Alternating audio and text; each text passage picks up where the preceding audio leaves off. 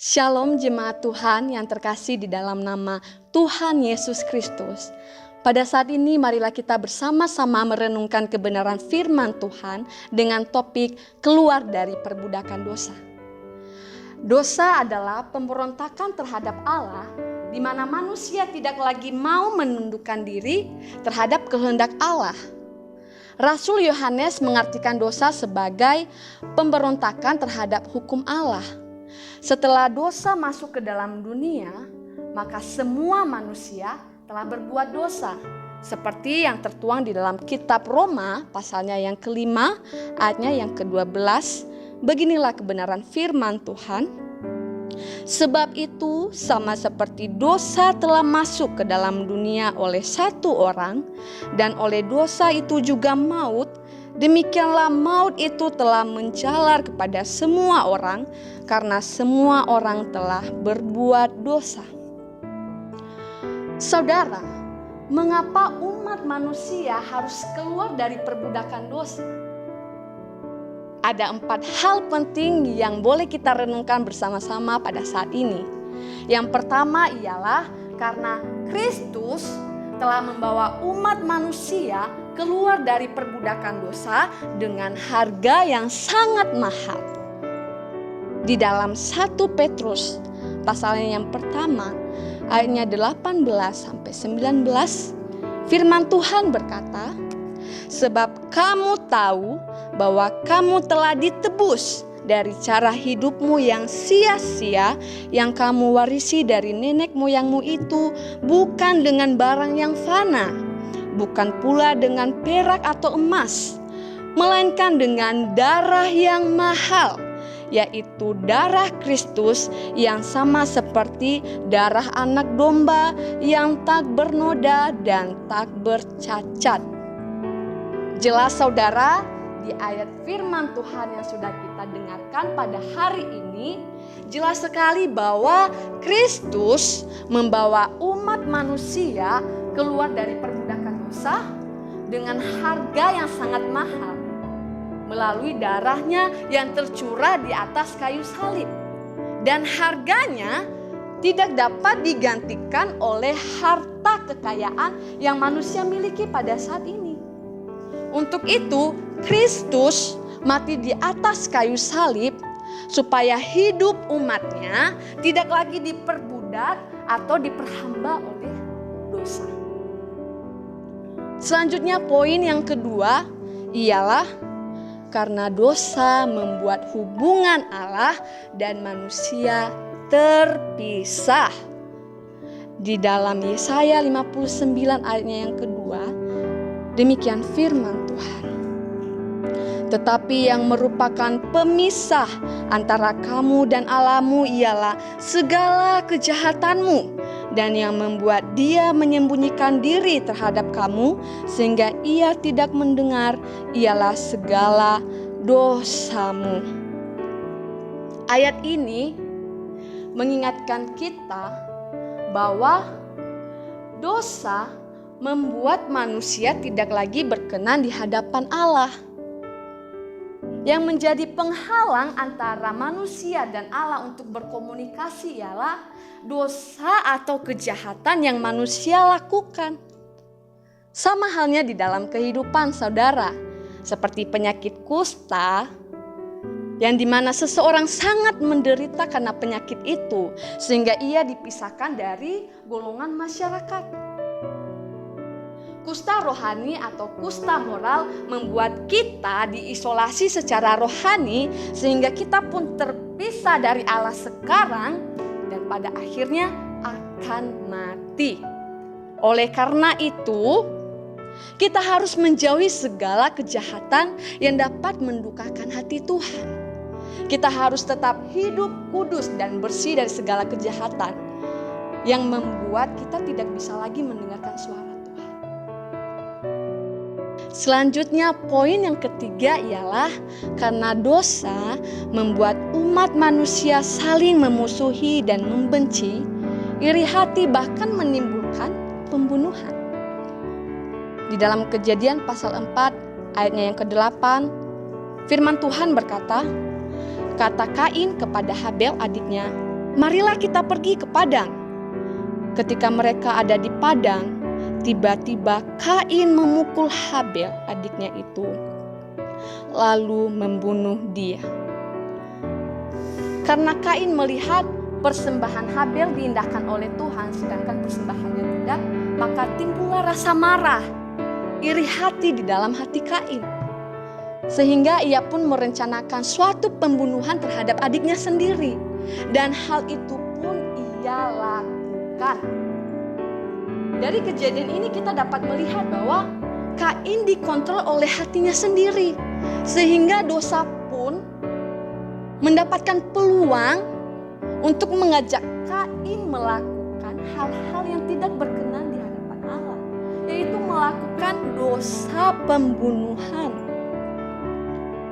Saudara, dari poin ketiga ini kita diingatkan kembali supaya kita memiliki yang namanya penguasaan diri dari segala sesuatu yang ada di sekitar kita.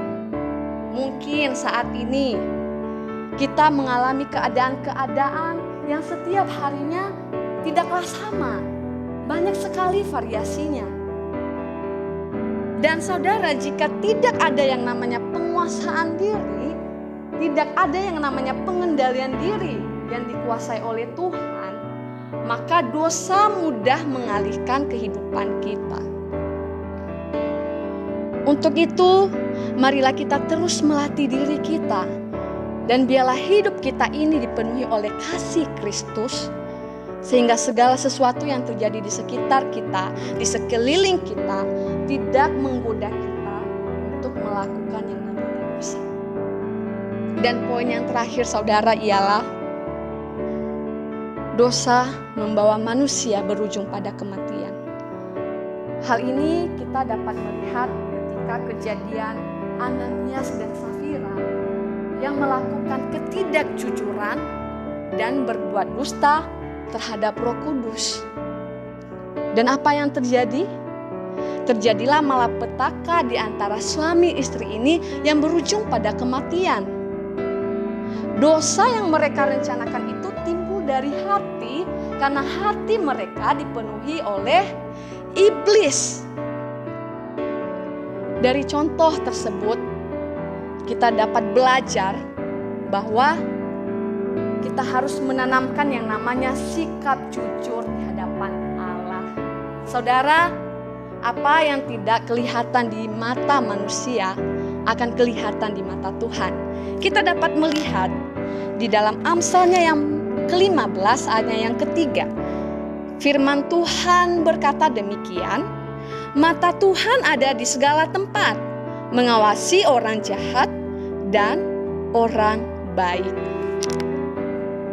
4 poin penting yang sudah kita dengarkan pada saat ini mengajarkan kita bahwa itulah alasan-alasan mengapa umat manusia harus keluar dari perbudakan dosa.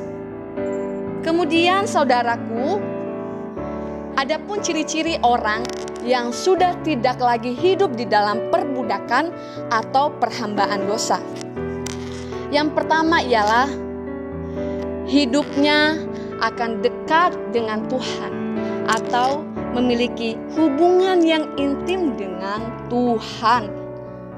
Mazmur 32 ayatnya yang ke-6 berkata, sebab itu hendaklah setiap orang saleh berdoa kepadamu selagi engkau dapat ditemui. Sesungguhnya pada waktu banjir besar terjadi, itu tidak melandanya. Selanjutnya ialah hidupnya akan takut akan Tuhan. Di dalam Amsal 8 ayat 13, firman Tuhan berkata, takut akan Tuhan ialah membenci kejahatan.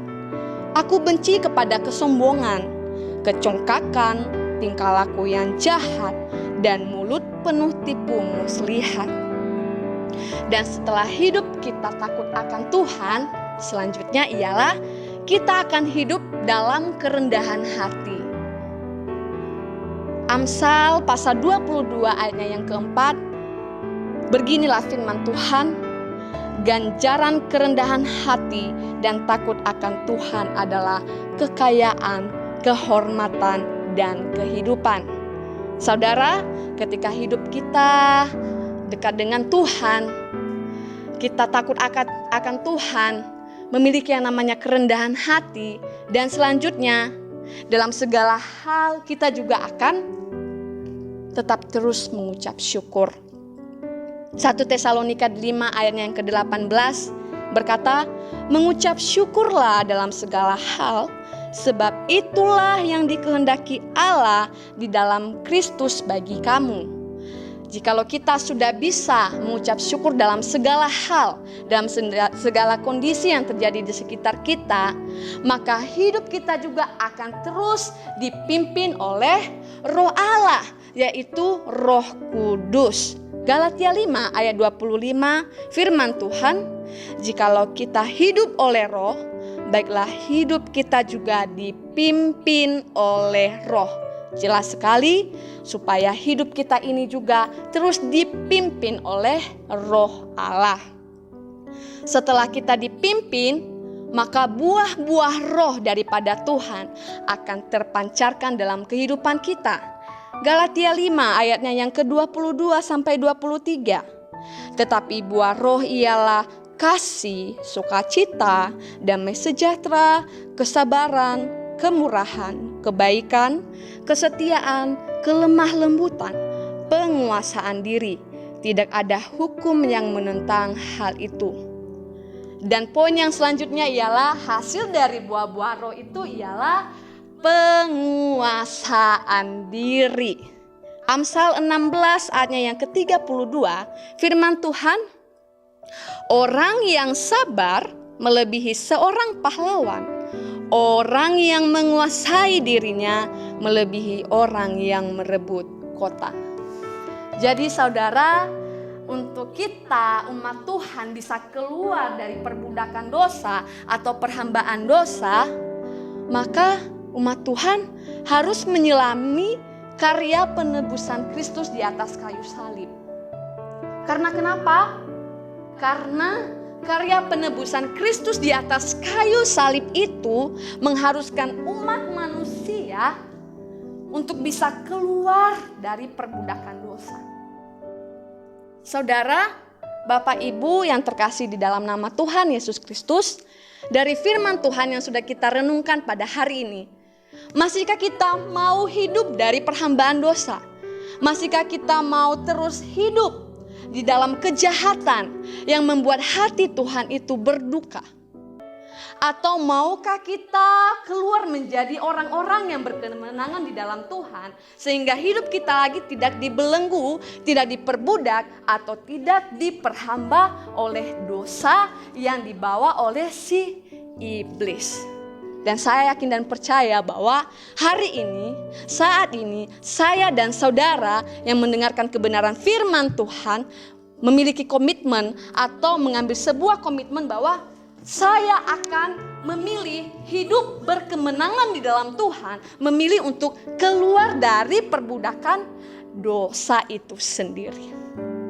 Biarlah kebenaran firman Tuhan ini boleh membawa kita semakin bertumbuh di dalam Tuhan, dan biarlah iman kita semakin digali dan semakin berkenan di hadapan Tuhan. Terima kasih, Tuhan Yesus memberkati.